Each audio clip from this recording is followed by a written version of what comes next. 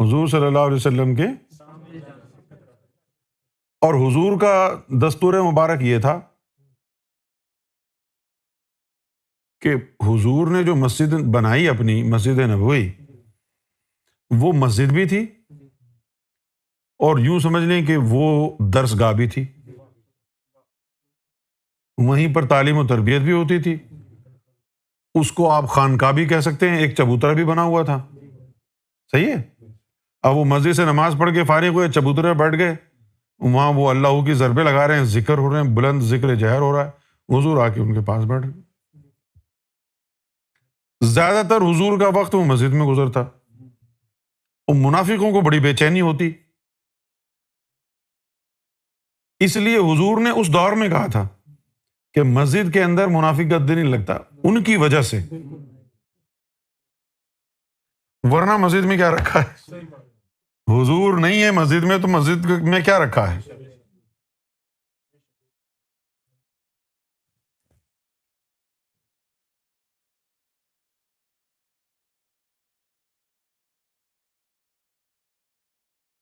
اسی طرح بہت سے لوگ ہیں جن کا یہاں لندن آ کے دل نہیں لگتا،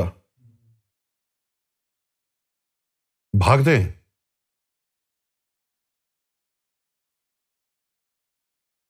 بھاگ جاتے دور، یہاں بیٹھ کے دل لگتا ہے یہاں،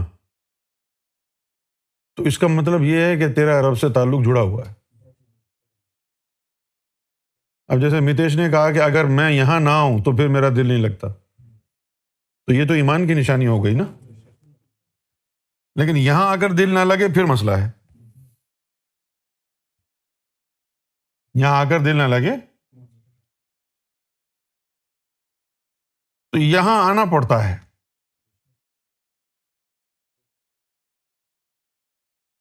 پھر یہاں آ کر کے کیا ہوتا ہے؟ ہم کہتے ہیں ٹھیک ہے یہاں پر رہو، روزانہ آتے رہو محفل میں۔ وہ کہتے ہیں کہ کوئی تربیت وغیرہ نہیں ہوتی ہے، نہ ملاقات ہوتی ہے۔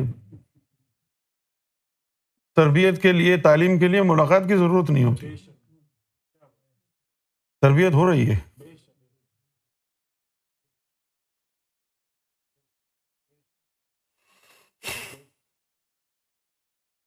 تربیت بھی ہو رہی ہے، ملاقات بھی ہو رہی ہے، آپ کو جو ہے ابھی محسوس نہیں ہو رہا۔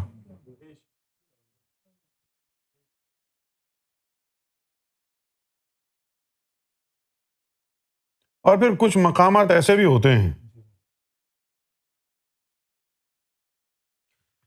کہ وہ ایسے ہی عطا نہیں ہوتے۔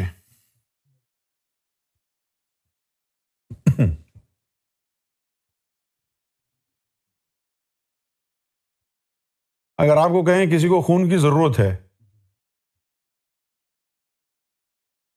تو ہو سکتا ہے کہ آپ کوئی قریبی رشتہ دار ہو تو خون دے دیں جا کے، کوئی ایسے ہی عام آدمی اسٹرینجر ہو، کہا یار اس کو خون دے دو 2-4 بوتل، بڑی مشکل سے راضی ہوں گے آپ، ہے نا؟ اچھا کوئی آ کر کے یہ کہ یار متیش اپنا گردہ دے دو مجھے ایک، متیش بولے گا ابے چریا پاگل ہو گیا کیا؟ ہیں؟ لڑکی لیتے ہیں لوگ کسی کو، رشتے کرتے ہیں، کتنی انکوائری کرتے ہیں نا انکوائری، کہ ہماری لڑکی خوش رہے، کوئی پریشانی نہ آئے شادی کے لیے۔ اسی طریقے سے ذات کا جو علم ہے اس میں ذات کا ایک نشان، ایک وجود عطا ہوتا ہے۔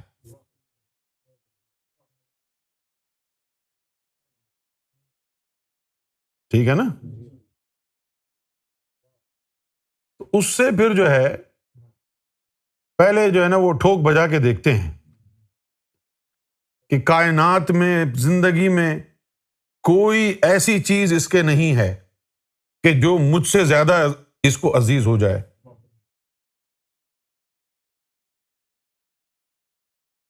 بھئی مرشد کا رنگ چڑھ گیا، ٹھیک ہے، پھر کسی دین نے کہا، کسی کتاب نے کہا کہ اگر تو ایسا کرے گا تو جہنم میں جائے گا، دوزخ میں جائے گا، قبر میں عذاب ہوگا، اور تو کہے اچھا چلو چھوڑ دو۔ اس کی نوبت نہیں آتی ہے. یہ ذات کا راز دیتے ان کو ہیں. کن کو؟ جو کہتے ہیں کہ کافر عشقم مسلمانی میرا درکار نیست، ہر رگے من تار گشتہ حاجت زنار نیست. یہ ذات کا علم ان کو ملتا ہے جو حق اور باطل سے دور نکل جاتے ہیں. ابھی تک کیا سکھاتا ہے دین؟ حق کو مانو، باطل کو چھوڑ دو. لیکن ذات کا علم یہ نہیں ہے. ذات کا علم ہے حق، باطل اور ذات. ذات کو چن لو، حق اور باطل کو چھوڑ دو.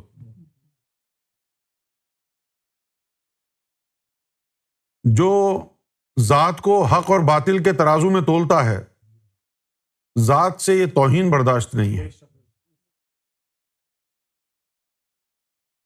ذات کے لیے یہ ایک گالی ہے کہ اس کو حق سمجھ کے مانا جائے.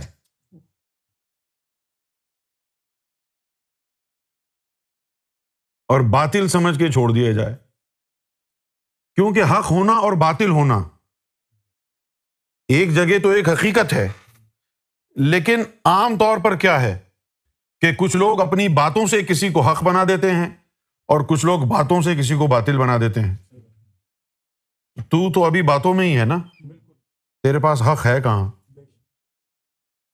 لیکن ذات یہ کہتی ہے کہ مجھ سے رشتہ اگر جوڑنا ہے تو مجھ سے جوڑنا ہے، اس لیے نہیں کہ میں حق ہوں، مجھ سے جوڑنا ہے.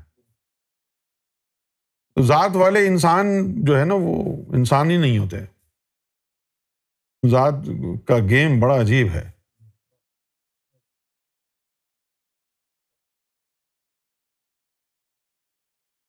ذات کا علم اتنا یعنی آسانی سے جو ہے ملتا نہیں ہے.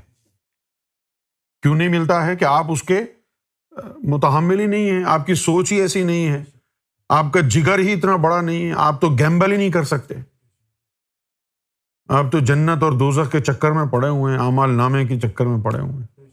حق اور باطل کی جو ہے آپ جو ہے وہ میراتھن میں ہیں، یہ حق ہے یہ باطل ہے. ارے یار آگے بھی سوچو ذرا، اس سے آگے بھی تو کچھ ہے.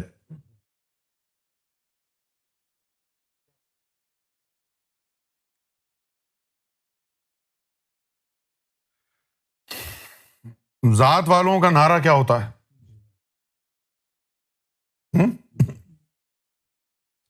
جس طرف وہ نظر نہیں آتے، جس طرف ہم وہ رستہ ہی چھوڑ دیتے ہیں.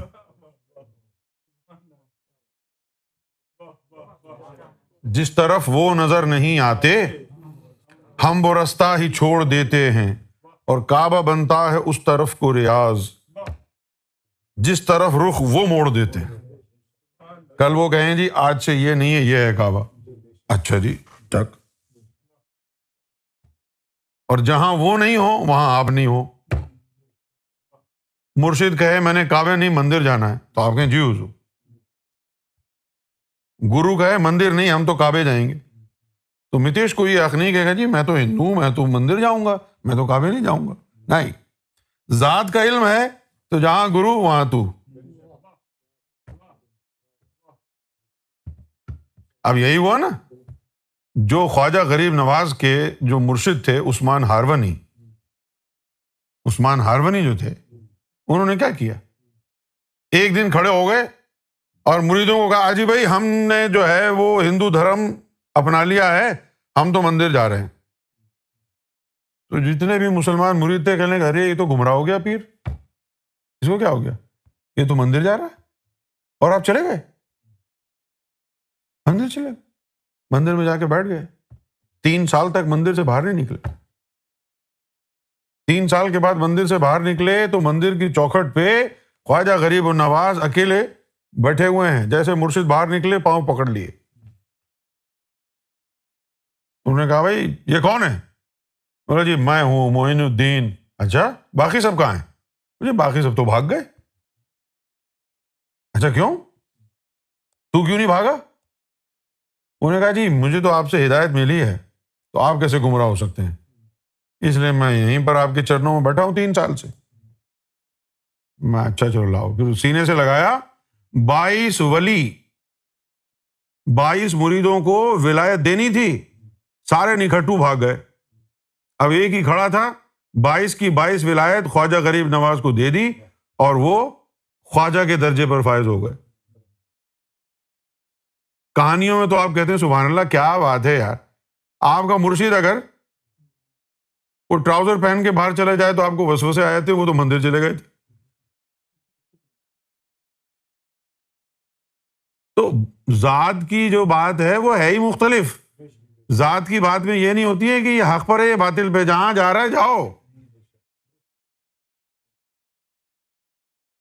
شرع شریعت دے محل اچیرے، نیوی فقر دی موری ہو، عالم فاضل لنگن نہیں دیندے، جو لنگیا سو چوری ہو۔ بلے شاہ نے کہا اے عشق بلے شاہ اوکھا اولا، صورت ہے صنم دی عرش مولا، یار بنا نہ کوئی اللہ ہے، پاویں رب نال جھگڑا پہ جاوے۔ عشق میں محبت میں نہ حق ہے نہ باطل ہے، عشق اور محبت میں نہ مندر ہے نہ مسجد ہے، نہ کعبہ ہے نہ تیرت ہے، یار ہے سب کچھ۔